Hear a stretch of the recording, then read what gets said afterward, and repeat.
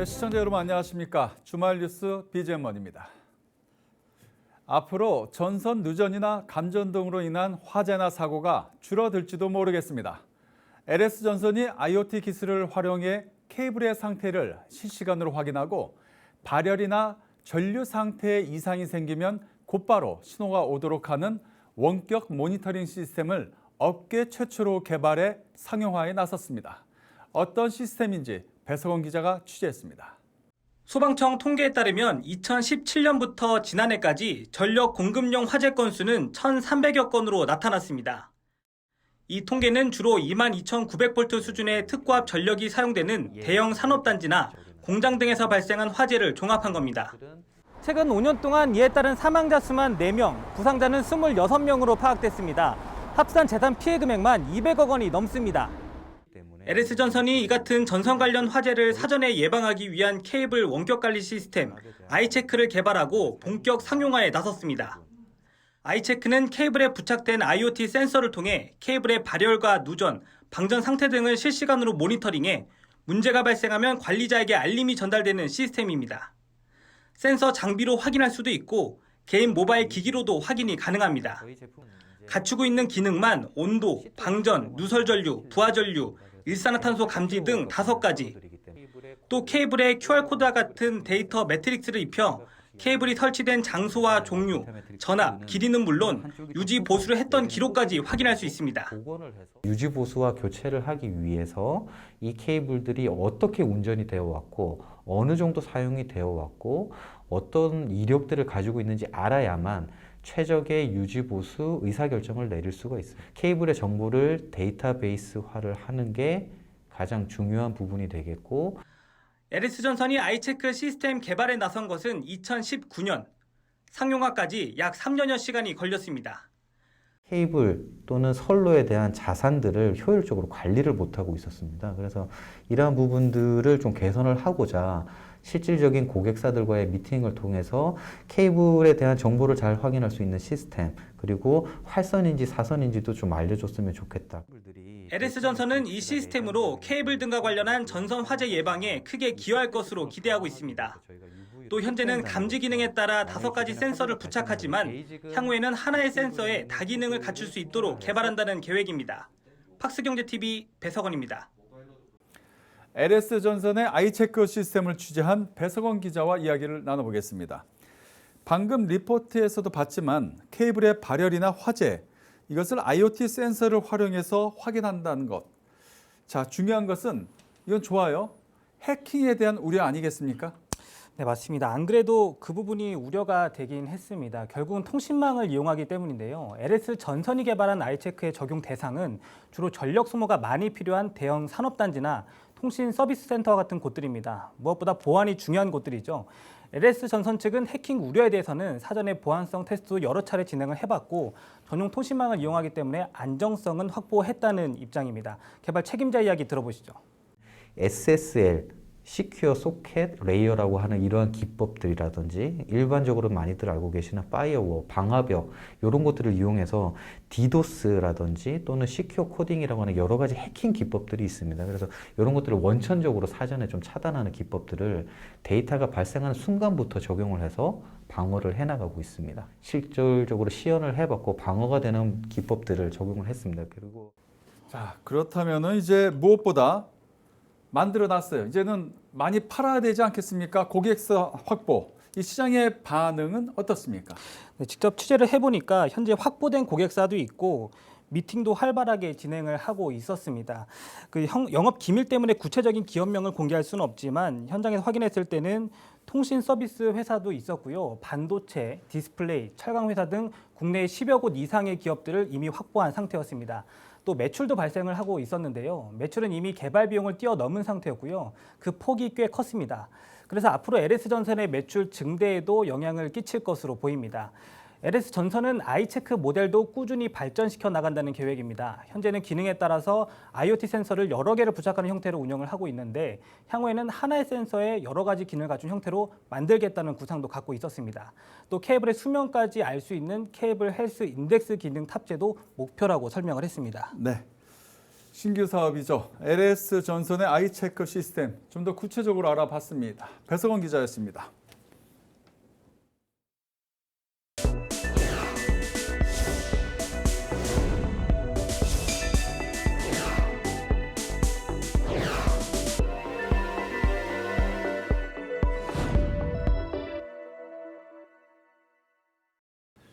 우리나라 상속세가 해외 주요국에 비해서 과도하게 높아서 기업 경영 의지를 떨어뜨린다는 주장이 제기되고 있습니다. 기업의 경쟁력을 높이기 위해서 상속세제 개편이 시급하다 이렇게 보고 있는 겁니다. 자, 관련 내용 취재를 한 박나연 기자와 이야기 나눠보도록 하겠습니다. 박 기자, 재계에서는 상속세에 대해서 지금 이런저런 고민이 상당히 많은 거죠? 네, 전국경제인연합회는 지난 8일 바람직한 상속세 과세체계 개편 방향과 과제를 담은 안건을 기획재정부에 전달했는데요. 상속세가 소득세를 과세하고 축적된 부를 상속하는 과정에서 추가적인 과세가 이뤄지므로 이중과세 문제가 있다고 지적했습니다. 특히 우리나라는 소득세율과 상속세율이 모두 높은 국가로 부에 대한 징벌적 과세로 인한 세금 부담이 과중하다라고 주장했는데요. 실제로 삼성의 경우에는 고 이건희 회장 타계 이후에 이재용 삼성전자 부회장을 비롯한 오너 일가의 상속세가 12조 원대에 달했을 만큼 우리나라 기업의 상속세는 천문학적으로 높다라는 평가를 받고 있습니다. 상속세가 12조 원이면 정말 어마어마한 그런 액수인데요. 네. 우리나라 상속세율 한 몇 퍼센트 정도 지금 되는 겁니까? 네, 우리나라의 상속세 최고 세율은 50%로 55%인 일본 다음으로 높은데요. 이는 OECD 평균인 15%를 크게 웃도는 수치입니다. 여기에 기업 승계를 할 때 최대 주주 주식 가격의 20%를 더 부과하는 최대 주주 할증 과세를 적용하면 최고 세율은 60%에 달하는데요. 그런데 독일과 벨기에의 상속세율은 30%, 영국과 미국은 각각 40%입니다. GDP를 고려했을 때 국제적 비교 측면에서 우리나라 세율이 매우 높은 상황인 거죠. 기본 상속 최고 세율이 50%, 거기에 이제 기업 승계 시에는 할증 과세를 하게 되면 60%. 상당히 정말 부담스럽다 이렇게 생각이 되긴 합니다. 자, 그러면 이 상속세, 그러면 외국에서는 어느 정도로 현재 이렇게 다루고 있습니까? 네, 우선 룩셈부르크, 캐나다 등 OECD 38개 국가 중 16개 국가는 상속세가 없습니다. 상속세가 있는 나머지 17개 국가는 기업 승계 지원 프로그램을 운영하고 있는데요. 예를 들면 독일은 명목 최고 세율 30%지만 가업 상속 제도라는 프로그램이 있어서 그 지분을 7년 동안 유지하면 100%를 면제해 줍니다. 또 그렇지 않을 경우에는 85%를 공제해주기 때문에 결국 15%에 대해서만 세금을 내게 되는 겁니다. 우리나라의 경우에는 상속세율이 너무 높다 보니까 결국 대주주는 상속세를 줄이고자 주가를 낮게 유지하려는 모순이 발생하게 되는 건데요. 이 주가 부양을 하면 상속세가 부담이 되니까 회사의 이익이 나지 않고 연구개발과 기술개발을 위한 유보금을 쌓지 않도록 하는 겁니다. 이런 문제점 때문에 문제를 인식한 나라들은 상속세 폐지에 나섰는데요. 관련해서 이야기 들어보시죠. 이 상속과세를 통해서 소득 재분배와 경제적 기회균 등을 실현하는 것이 사실상 어렵다는 판단 하에 2000년대 들어서 스웨덴, 체코 등 대부분 많은 국가들이 상속세를 폐지하고 완화하는 것이 좀 국제적인 추세로 보입니다. 자, 그러면 우리도 이제 이런 문제 알고는 있습니다. 알고는 있는데 선뜻 지금 나서지는 않고 있는데 그럼 해결책은 있는 겁니까?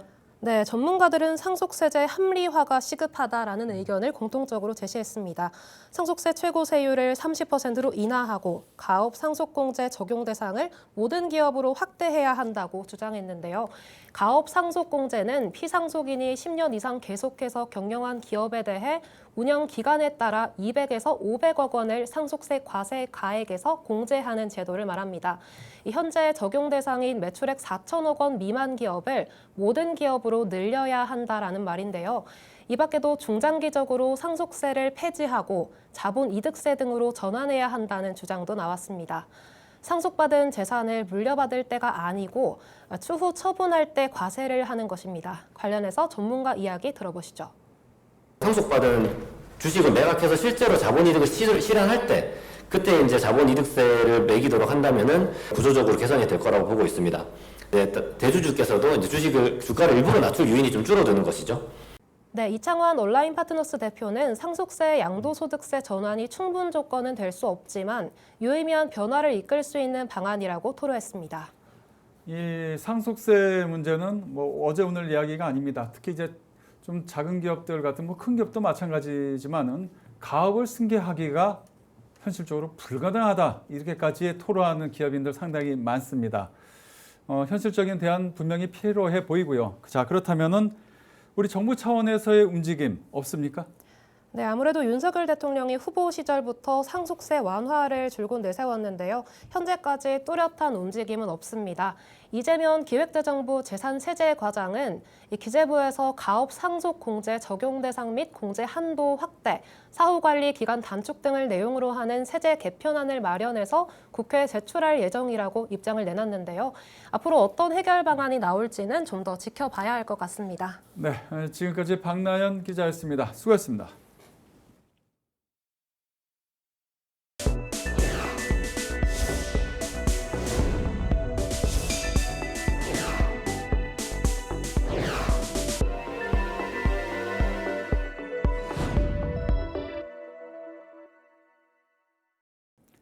폭스바겐 코리아가 체질 개선에 나섭니다.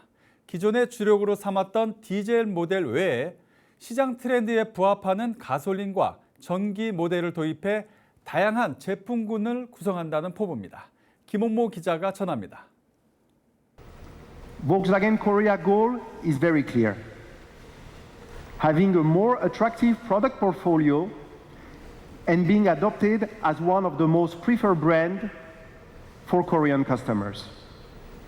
작년 10월 부임 이후 처음으로 공식 석상의 모습을 드러낸 사샤 아스키지안 폭스바겐 코리아 사장이 자맹을 끝내고 올해 하반기 전략을 발표했습니다.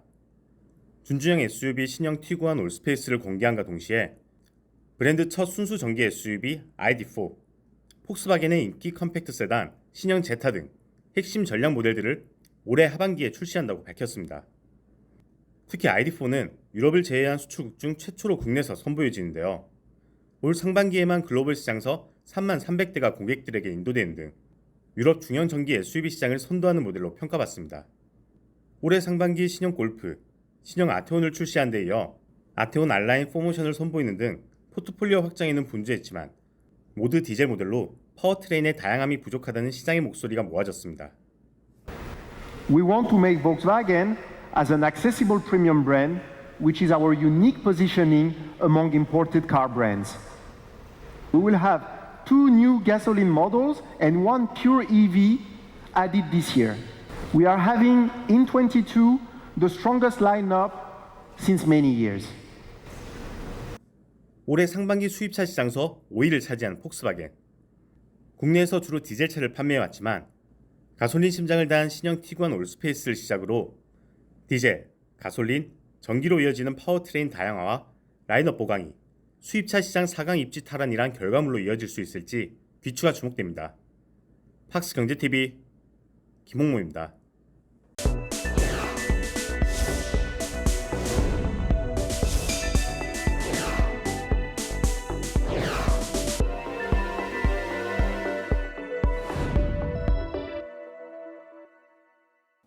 야, 너도 할 수 있어. 이 광고 카피 기억하시죠? 바로 교육 플랫폼 업체 야나두의 광고인데요. 이 야나두가 온라인 교육 서비스에 이어 홈트레이닝 시장까지 공략하면서 무섭게 성장하고 있습니다. 매출을 지난해 650억 원에서 올해 1,400억 원으로 2배 이상 늘리겠다고 하는데요. 박주연 기자가 김정수 야나두 대표를 만나봤습니다. 지금부터 저와 함께 라이딩을 한번 같이 해볼 텐데요. 여러분, 천천히 같이 한번 달려봐요. 알았죠? 오케이, 출발! 가상 공간에서 송중기와 함께 사이클을 탑니다. 다른 사용자와 달릴 수도 있습니다. 트레이너의 지시대로 따라하면서 목표를 달성하면 리워드도 받습니다. 야나두가 선보인 홈 트레이닝 메타버스 플랫폼 야핏 사이클입니다. 야나두는 교육시장에서 쌓은 동기부여 노하우를 바탕으로 야피사이클을 론칭하며 홈트레이닝 시장에 진출했는데요. 에듀테크 중심이던 기존 사업 구조를 메타버스 기반의 스포츠테크 사업으로 빠르게 확장하면서 새로운 모멘텀을 마련하고 있습니다. 야나두의 변화를 이끌고 있는 김정수 대표에게 미래 비전과 전략을 들어봤습니다. 안녕하세요. 야나두 김정수 대표입니다. 운동이 교육보다는 좀 더 쉽게 이제 동기부여가 됩니다. 그래서 그 부분을 제가 착안해서 이 지금 만든 유캔두와 야나두의 어떤 플랫폼을 야핏이라는 걸로 잘 풀어내서 스포츠 테크 분야, 운동 분야에 먼저 적용해서 한번 테스트를 해보자라고 해서 저희 작년에 이 분야 좀 테스트를 했는데 상당히 꽤 괜찮은 이제 데이터들이 나왔습니다. 1, 2, 3월 달에 저희가 이제 집중해서 해봤을 때 거의 한 150억 가까운 이제 매출이 나왔거든요. 그래서 올해도 아마 이 신규 사업 가지고도 저희가 거의 한 3, 400억 정도의 매출은 이제 충분히 이제 만들어낼 수 있지 않을까라고 이제 보고 있습니다. 성공을 위해서 어쩔 수 없이 할 수밖에 없는 운동이라든지 교육, 결국 동기부여가 필요한 이 부분을 굉장히 정교한 알고리즘으로 결심을 유도하고 그걸 설득하고 해낼 수 있도록 도와주는 부분을 IT화하는 분야이기 때문에 그 부분에서는 어떤 기술적인 난이도도 일반 IT 기술보다는 훨씬 높다라고 이제 판단하고 있고요. 우리 경쟁력은 충분히 갖춰져 나가고 있다라고 말씀드릴 수 있을 것 같습니다. 여기서 저희가 더 잘 키워낸다라고 하면 오히려 야나두가 스포츠 테크 사업으로서 국내뿐만 아니라 해외까지 확장을 하게 됐을 때 더 크게 성공하지 않을까라고 보고 있습니다. 스포츠 테크로 가게 되면 연령대에 대한 제한도 없고 글로벌 나가기도 굉장히 수월하기 때문에 그런 부분에서는 저희가 장기적으로 스포츠 테크에 좀 더 집중하면서 에듀테크 시장을 견인해 나가는 구조로 그렇게 계획을 하고 있습니다. 2020년 첫 해에 저희가 매출 한 650억 정도를 했다면 올해는 최소한 1200억에서 1400억 정도 2배 이상 점핑하는 그런 구조로 보고 있습니다. 무엇보다도 전체 통합 이 야나두 유니버스의 트래픽이 굉장히 많이 늘어나고 있기 때문에 이 트래픽을 기반으로 향후 저희가 계획했던 광고나 커머스 시장으로 확대했을 경우에는 어떻게 보면은 국내뿐만 아니라 글로벌까지 확장했을 때는 굉장히 큰 규모의 성장을 이끌어낼 것이라고 판단하고 있습니다.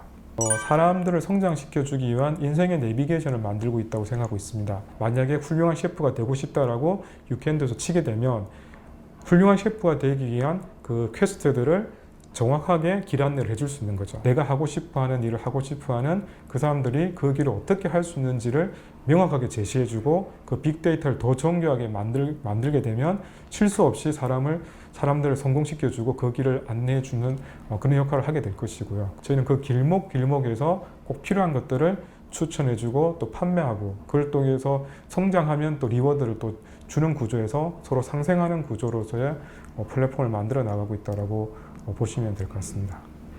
코로나19 이후 급성장하고 있는 대표 언택트 산업 이러닝과 홈트레이닝.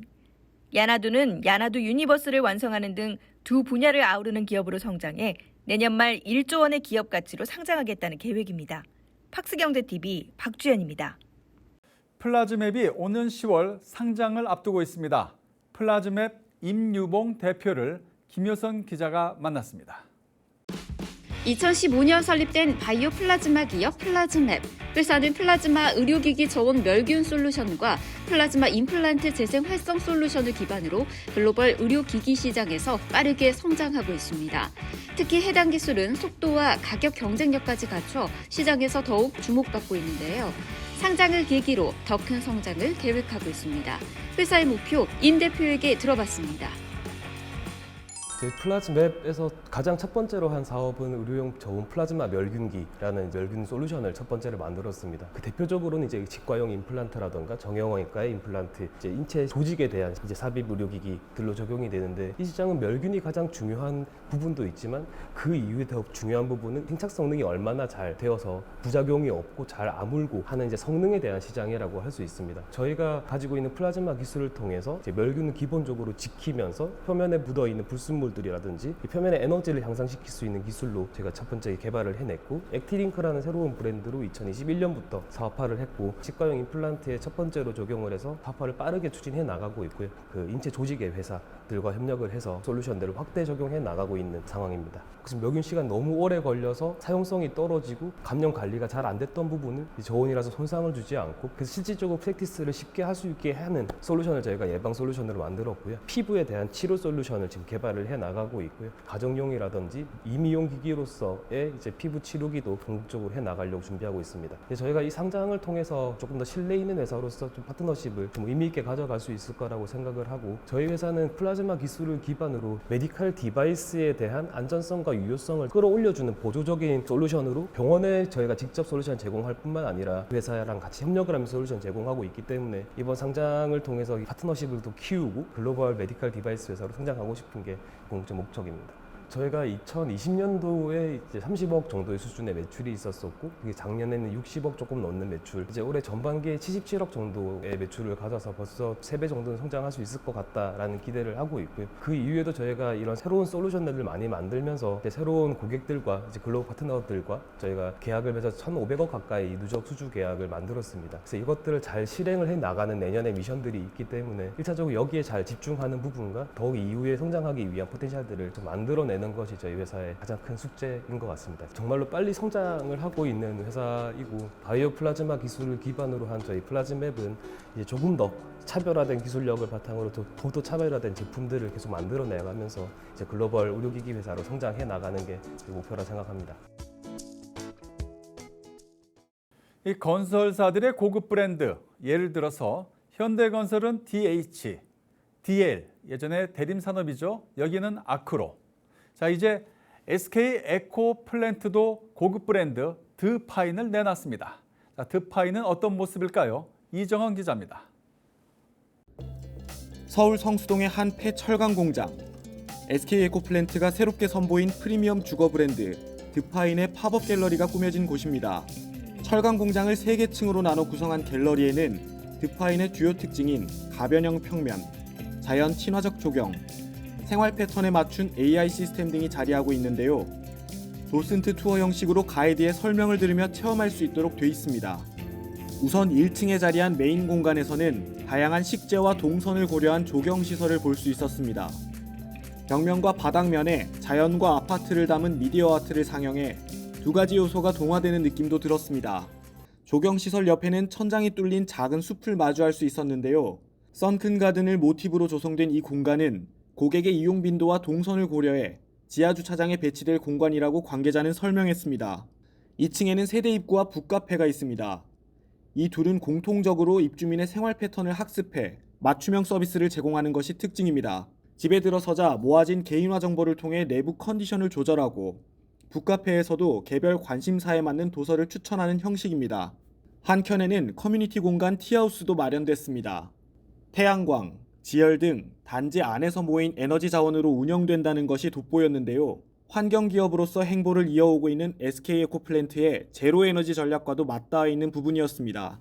다양해지는 고객의 주거 요구를 만족시키면서도 탄소 중립 시대에 발맞춘 SK 에코플랜트의 친환경 기술력이 고객에게 새로운 프리미엄 가치로 자리 잡을 수 있을 것이라 판단돼 신규 브랜드를 출시하게 되었습니다.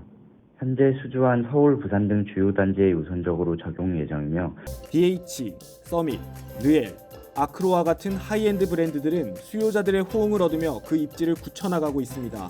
SK 에코플랜트가 새롭게 제시한 드파인도 하이엔드 시장 주축으로 자리매김할 수 있을지 주목됩니다. 팍스경제TV 이정헌입니다.